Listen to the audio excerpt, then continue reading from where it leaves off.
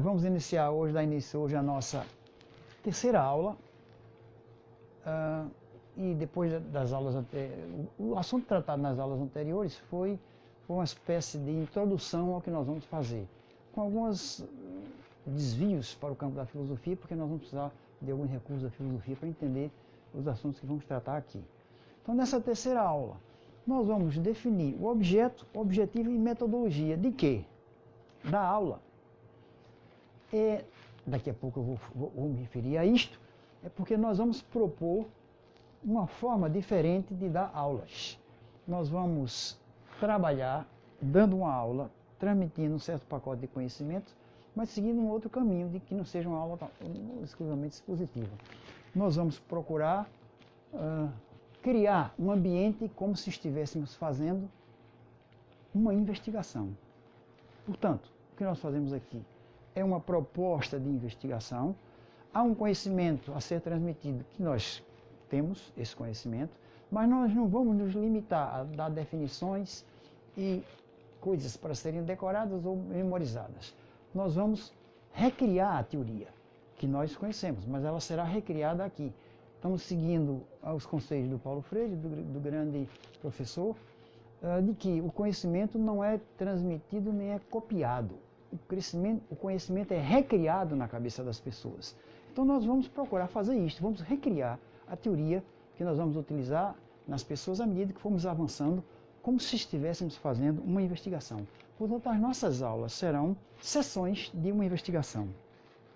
Ora, como qualquer investigação, nós teremos de definir um objeto da investigação, mas nós temos de definir também o objetivo ou os objetivos para a nossa investigação e, finalmente, nós temos de definir também uma metodologia.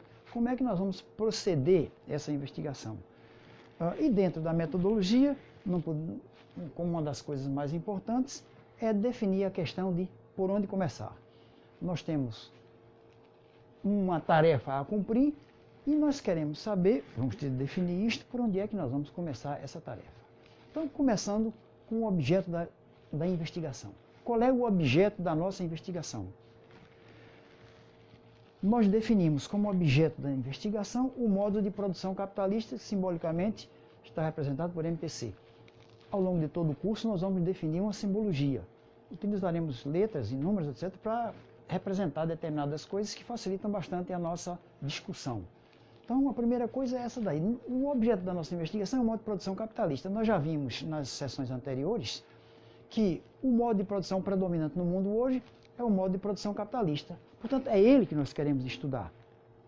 Mas a gente sabe que o modo de produção capitalista é muito complexo. Se a gente quiser ver o modo de produção capitalista, é só dar uma voltinha pela cidade, vai até a lagoa, vai ao mercado, entra num supermercado, entra num banco, numa casa comercial, numa fábrica. É isto que é o modo de produção capitalista.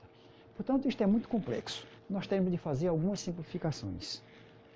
Mas qual é o objetivo que nós nos propomos? Antes de entrarmos nos objetivos, vamos verificar essa citação aqui. E com essa citação nós justificamos por que razão nós vamos utilizar o capital como instrumento de trabalho.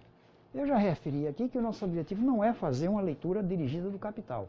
O capital para nós será um instrumento, uma ferramenta que vamos utilizar, já que é nesta ferramenta, que é neste instrumento, que o Marx expõe a essência e o conteúdo da sua teoria econômica. Portanto, como o nosso objetivo é estudar o modo de produção capitalista, o que é que o Marx diz em relação ao livro O Capital? Nesta obra, o que tenho de pesquisar é o modo de produção capitalista e as correspondentes relações de produção e de circulação. Exatamente o mesmo objetivo nosso. Por essa razão, esta edição, este livro será utilizado como ferramenta de nosso trabalho. Essa citação é tirada da primeira edição de 1867 do Capital. Muito bem, com que objetivo nós vamos trabalhar? Está definido o objeto, agora nós temos de precisar ou definir qual é o objetivo, o que é que nós pretendemos. E definimos. O nosso objetivo é descobrir como funciona o modo de produção capitalista, ou seja, as leis que o regem. A nossa postura filosófica já está aqui clara, não é? Nós achamos que o modo de produção capitalista é uma realidade objetiva, independe da nossa cabeça e da nossa vontade. Portanto, nós vamos a ele e vamos tentar descobrir como ele funciona, quais são as leis que regem o seu funcionamento. E aí vamos recorrer outra vez ao livro, a nossa ferramenta, que é o Capital. Porque é exatamente isto que o Marx propõe no seu livro, no livro 1 do Capital. E o objeto final desta obra, o Capital, é descobrir a lei econômica do movimento da sociedade moderna. Por sociedade moderna, ele está se referindo ao capitalismo na época dele. Portanto, ele também, no Capital, ele quer descobrir a lei econômica que rege o movimento do capital. E outra citação também do Marx, que, vejam bem, intrinsecamente, a questão que se debate aqui não é o maior ou menor grau de desenvolvimento dos antagonismos sociais, oriundos das leis naturais da produção capitalista, mas estas leis naturais, estas tendências que operam e se impõem com férrea necessidade. Vejam bem, e alertamos para isso. O que o Marx pretende no Capital não é estudar a luta de classes, não é estudar os conflitos sociais, não é discutir como o movimento trabalhador ou operário deve se organizar para derrubar o capital, não é nada disso. Está aqui claramente quando ele define qual é a sua intenção nesta obra. Em outras obras, Marx trata de outros assuntos, mas nesta não.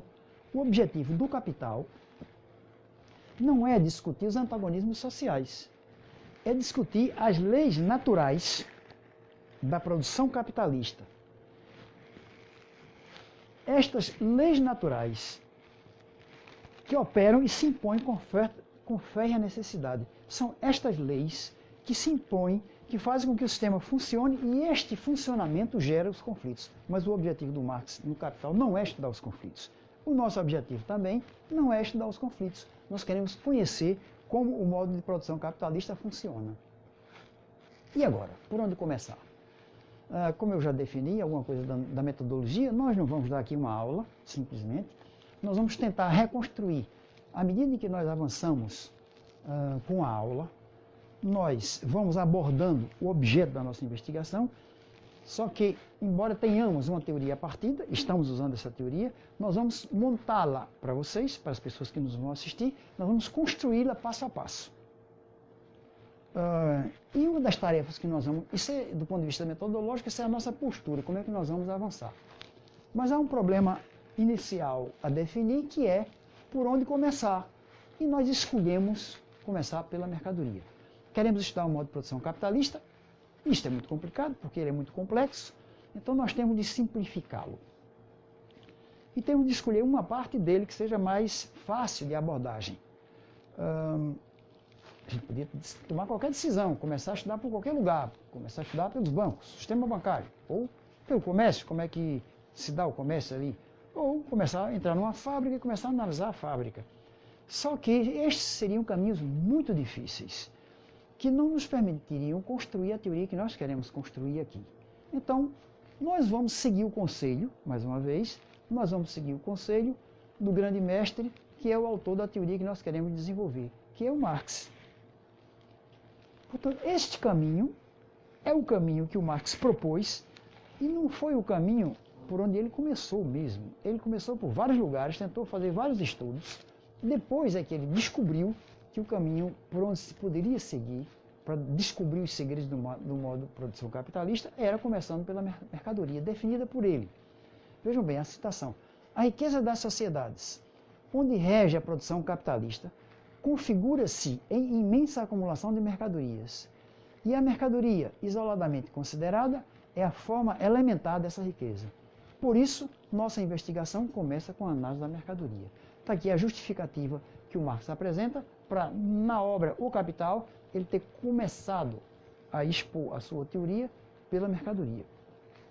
E esta outra citação. A célula econômica da sociedade burguesa é a forma mercadoria. Isto também é uma citação do Marx no Capital. Vejam bem, o Marx utiliza aqui algumas expressões, utiliza o conceito forma, nós já vimos isso aqui quando vimos as categorias da dialética. Quando a gente fala em forma, fala em conteúdo, ele utiliza a categoria forma, ele destaca que a mercadoria, por um lado, ela é a célula econômica da sociedade burguesa. A preocupação dele é a forma elementar, está com a unidade mínima constitutiva do capitalismo, que ele identifica na mercadoria. Essa preocupação era uma preocupação característica da sociedade em que ele viveu. A gente já viu aqui nas aulas anteriores que esta foi nessa época que foi descoberta a célula, foi descoberta a molécula, foi descoberta a teoria da evolução das espécies. Portanto, havia uma grande preocupação em se identificar a partícula mínima constitutiva de um determinado fenômeno ou de determinados seres. E o Marx, aqui, tem exatamente a mesma preocupação. Ou seja, ele queria descobrir qual era a célula, qual era a base, qual era o tijolo mínimo em cima do qual a sociedade capitalista estava sendo montada, estava sendo construída. É por isso que ele usa tantas vezes essa ideia de que é a mercadoria a partícula elementar de partida para o estudo. Muito bem, esclarecido por onde começar, nós escolhemos como ponto de partida a mercadoria. Então, é por aí que nós vamos começar, seguindo os conselhos do Marx. E o que é que nós descobrimos?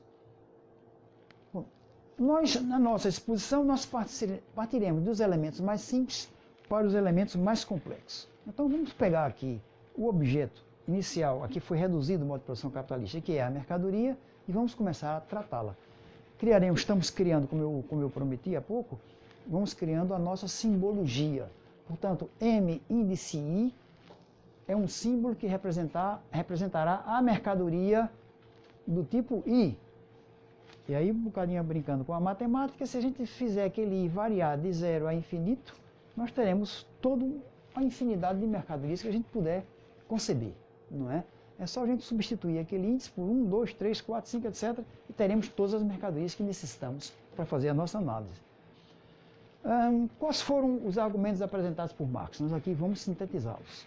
Primeiro argumento é a forma elementar da riqueza, ou seja, toda a riqueza na sociedade ela tem uma forma primária, uma forma primeira, uma forma elementar. E esta forma elementar é exatamente a mercadoria.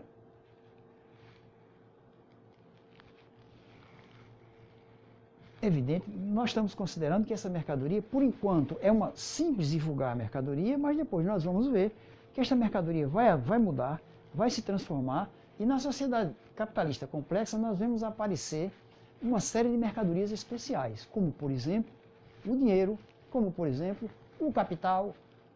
A gente depois vai ver aqui que todas essas formas são formas que a mercadoria vai assumir em uma sociedade mais avançada. Por enquanto, a nossa mercadoria é uma simples e vulgar mercadoria qualquer que a gente encontra numa feira qualquer. Qual é a segunda característica que nós já descobrimos e agora estamos sintetizando? É a forma que assume o produto do trabalho humano. Portanto, a mercadoria é resultado do trabalho humano, ela tem de ser produzida por um ser humano, e este produto do trabalho humano nem sempre foi mercadoria, atenção. Ou seja, houve épocas em que o homem trabalhava, criava produtos, mas esses produtos não eram mercadoria. Eles não assumiam esta forma. Está ali o conceito forma. Eles não assumiam a forma de mercadoria. Eles eram apenas produtos do trabalho. Qual foi a terceira característica que nós já descobrimos e vamos sintetizar aqui? A mercadoria é a forma celular do modo de produção capitalista. Vejam bem que nestas três características nós temos aqui a categoria da lógica dialética, forma, utilizada para o mesmo conteúdo. Só que esse mesmo conteúdo está aqui assumindo três formas diferentes, o que não é nenhuma novidade do ponto de vista das ciências de modo geral. O mesmo conteúdo pode assumir várias formas. Por exemplo, a energia, o conteúdo de energia pode assumir a forma elétrica, pode assumir a forma luminosa, que é a que nós estamos utilizando aqui, pode assumir a forma eólica, pode assumir a forma biológica. Portanto, o mesmo conteúdo de energia pode manifestar-se de forma diferente. Portanto, nós estamos assistindo aqui usando o mesmo tipo de categoria.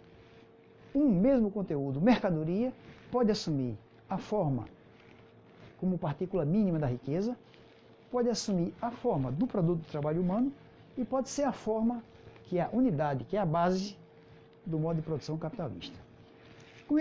A partir desses três conceitos, nós podemos, para continuar o estudo, já que nós queremos estudar a mercadoria, nós vamos utilizar um recurso, que é a abstração. Vamos arrancar essa mercadoria definida como unidade do modo de produção capitalista, vamos arrancá-la de dentro do modo de produção capitalista e estudá-la numa sociedade ideal, pura, onde não existe mais nada a menos que mercadorias. Portanto, nós vamos isolar a mercadoria.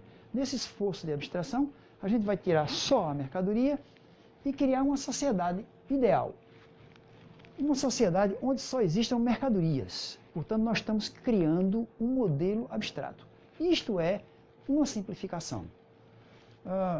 Na realidade, a ciência não avança sem simplificações e sem a criação e a construção de modelos.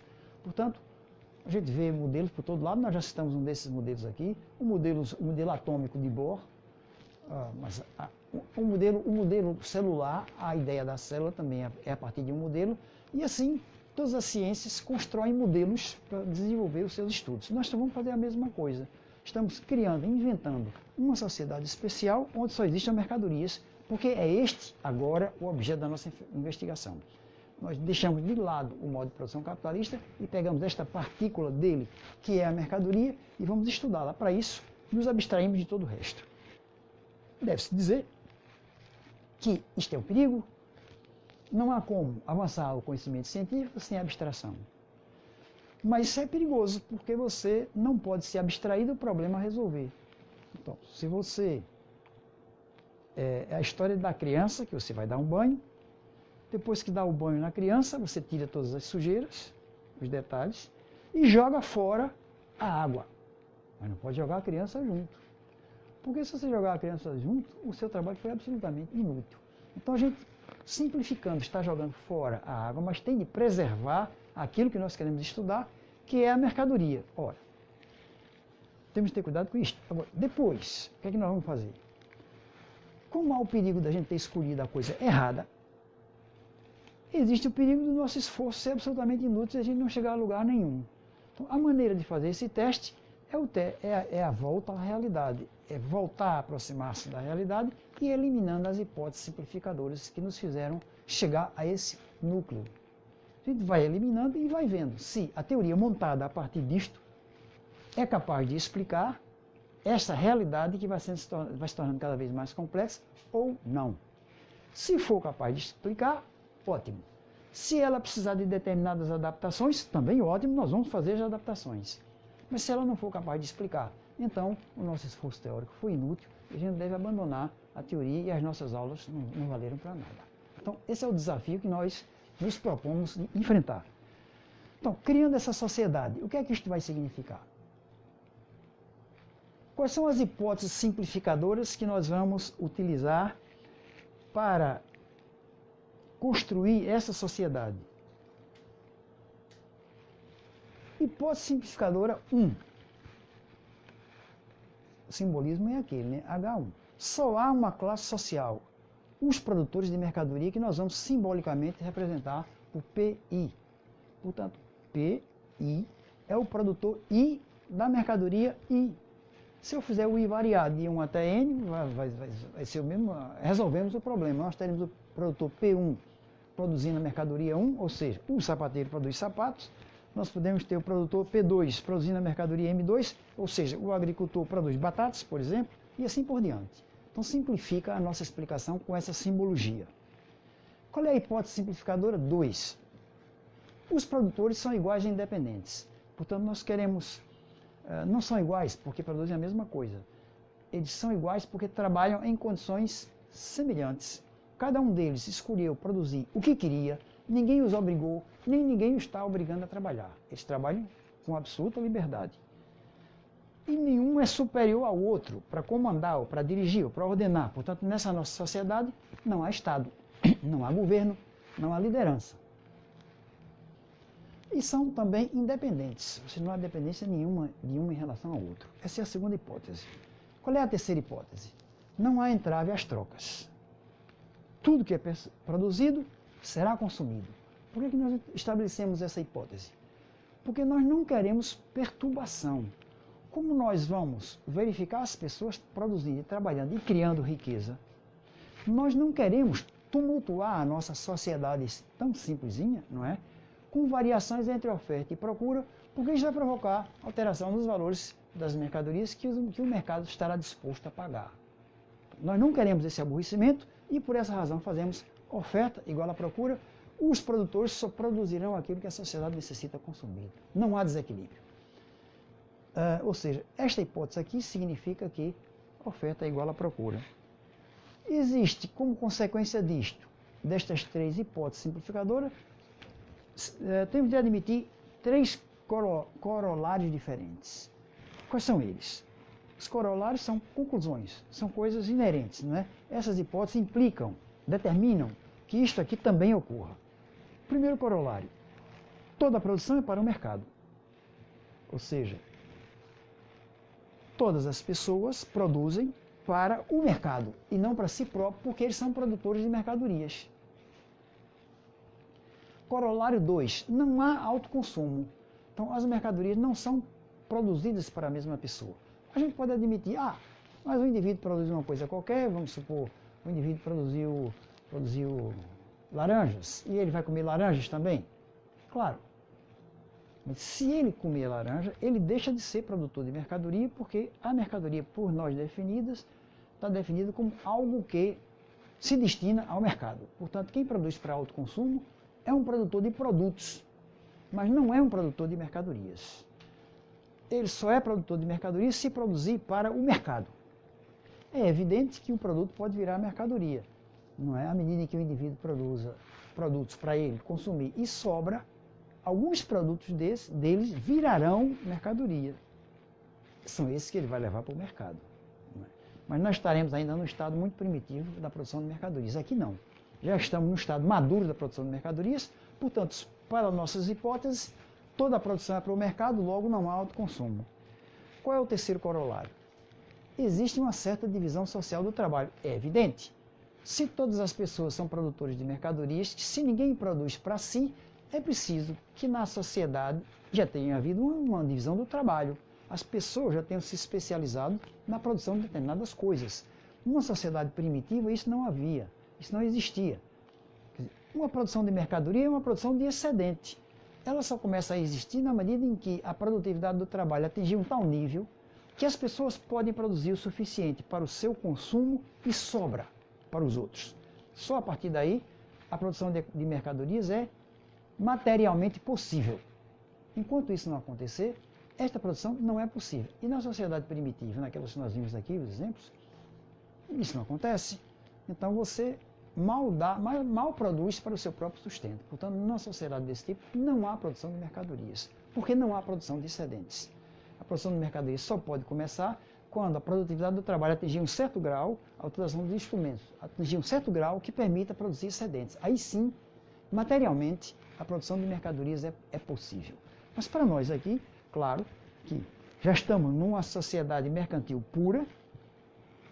Por enquanto não há dinheiro, atenção, não há dinheiro, é sempre troca direta, toda a produção é para o mercado, não há autoconsumo e existe uma certa divisão social do trabalho. Claro que isso aqui é uma hipótese simplificadora, não é? Muito bem. Qual é o passo seguinte? A partir destas afirmações que fizemos, podemos destacar as características de uma mercadoria. A partir de tudo que nós já dissemos. O que caracteriza uma mercadoria? Em primeiro lugar, é uma coisa útil. A gente não vai imaginar que alguém se dedique a gastar suas energias, seu trabalho, produzindo uma coisa que não presta para nada, que não tem nenhuma utilidade. Portanto, a mercadoria tem de ter utilidade, tem de ser útil. Diferentemente do que dizem por aí, né, que certas pessoas dizem, na teoria econômica marxiana, a utilidade é algo extremamente importante. É o ponto de partida. Sem utilidade não há mercadoria. Qual é outra característica? A mercadoria é um produto do trabalho. Portanto, o ar não é mercadoria. A água também não é mercadoria. A menos que ela seja um produto do trabalho. Portanto, a água engarrafada passa a ser mercadoria, mas não por causa da água, mas por causa do trabalho que se teve de ir buscar, ir no poço, apanhar, tirar, furar, engarrafar e levar ao mercado para vender. Portanto, existiu intervenção do trabalho humano, um produto natural que não seria mercadoria, vira, torna-se, transforma-se em mercadoria. Portanto, se não for produto do trabalho humano, uma coisa qualquer não pode virar nem pode ser mercadoria. Qual é a terceira característica que nós destacamos de todo esse estudo? A mercadoria é produzida para outrem. Eu já chamei a atenção para isso. O indivíduo que produz para autoconsumo não é produtor de mercadorias. Ele é produtor de um bem que ele mesmo consome. Então, ele não é produtor de mercadoria. Essa é a terceira categoria, a terceira característica da mercadoria. E uma quarta característica da mercadoria é essa. A mercadoria é transferida para outrem pela troca. Atenção. A mercadoria, como ela é produzida para que outro consuma, a vida da mercadoria só se completa quando ela chega no mercado e é trocada, é aceita. Aí sim, esse é o ato de reconhecimento social daquela mercadoria e, simultaneamente, ao mesmo tempo, é o ato da sua morte. No mercado, a mercadoria é reconhecida como tal e, na mesma hora, ela morre, ela deixa de ser mercadoria, passa a ser um produto do consumo e será retirada do mercado para ser consumida. Então, essa quarta característica é essencial para uma coisa qualquer ser mercadoria. Então, a gente pode dizer, então, mas o indivíduo é muito trabalhador, trabalhou, produziu uma série de coisas, produziu vários sapatos, não é mercadoria? É. Mas, por enquanto, ela é mercadoria em potencial. Porque como aquele indivíduo não produziu aqueles sapatos para ele tem de levá-los ao mercado. E é no mercado que a sociedade lhe dirá se o trabalho dele foi correto, foi bom, foi de boa qualidade, se ele criou um valor de uso e, portanto, se aquilo é efetivamente mercadoria e vai satisfazer a necessidade de alguém. É só nesse momento do reconhecimento do mercado que aquele produto criado para ser mercadoria, potencialmente mercadoria, vai se confirmar perante a sociedade se é ou não aceito. Isto é resultado do que a gente chama de contradição entre trabalho privado e trabalho social. Na sociedade de produtores de mercadoria, infelizmente ou felizmente, é assim. Nesta sociedade que nós estamos discutindo, como os produtores, como nós já vimos, são absolutamente independentes e são livres e são iguais. Cada um deles decide o que produzir e vai para casa realizar o seu desejo de produzir uma determinada mercadoria. Como ele não é um louco, ele vai produzir uma coisa que tem utilidade. Claro, ele vai gastar energia para produzir aquilo. Mas, como aquilo não é para ele, ele vai ter de voltar. Como ele decidiu livremente o que ia produzir, mas agora ele vai receber a censura do mercado. O mercado, ou seja, a sociedade, o mercado para nós aqui é a sociedade, é o reconhecimento social. O mercado são os outros que vão dizer àquele produtor, olha, acertaste ou erraste. Fizeste um bom produto e nós queremos. Aí, nesse momento, aquele produto assume a característica de mercadoria mesmo. Ou a sociedade pode se recusar, dizer, você é bobo. Você trabalhou mal, você criou uma coisa que nós não precisamos e, portanto, nós não queremos o seu produto. E o produtor, que se julgava tão feliz e independente, quebrou a cara. Isto é uma característica da sociedade dos produtores de mercadoria, onde existe a contradição entre trabalho privado e trabalho social. O trabalho privado deve ser julgado pela sociedade para saber se ele faz parte dela ou não. E a sociedade é soberana. Portanto, o mercado, nesse caso, é soberano. Para quem diz que o Marx não leva em consideração o mercado, está aqui a primeira grande lição. Bom, destas 4 propriedades, agora, dessas 4 características, nós vamos selecionar 2 grandes propriedades das mercadorias. E atenção, porque nós agora caminhamos para a definição dos 2 primeiros conceitos importantes na teoria do Marx. Vamos descobri-lo. Primeira propriedade. A mercadoria satisfaz uma necessidade humana. Portanto, a mercadoria tem utilidade. E o que é que nós dizemos como conceito? A mercadoria tem valor de uso. Primeiro conceito definido. o valor de uso está ligado à utilidade. A mercadoria só tem valor de uso porque ela tem utilidade e simbolicamente nós criamos agora na nossa simbologia um outro símbolo que é o símbolo VU. Qual é a outra grande propriedade da mercadoria? A mercadoria é produto para troca, portanto, tem valor de troca. Novo símbolo que criamos, VT. A mercadoria tem valor de uso e a mercadoria tem valor de troca. O valor de uso é dado pela utilidade que ela tem, o valor de troca é estabelecido no mercado na relação que ela obrigatoriamente vai estabelecer com as outras mercadorias. Portanto, com isso nós chegamos aos dois primeiros conceitos. O conceito de valor de uso, que está ligado à utilidade, e o conceito de valor de troca, que está ligado ao mercado, que é onde o trabalho feito por aquele produtor com a mercadoria será medido e mensurado. Para terminar, nós vamos identificar esses dois conceitos com a sua simbologia. O conceito de valor de uso, que representaremos por VU, e o conceito de valor de troca, que representaremos por VT. E com isso nós encerramos a nossa aula de hoje. Todos se preparem, porque na próxima aula faremos uma grande descoberta a partir desses conceitos que agora também foram descobertos.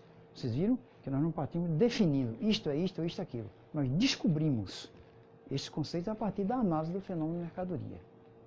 Bom aprendizado!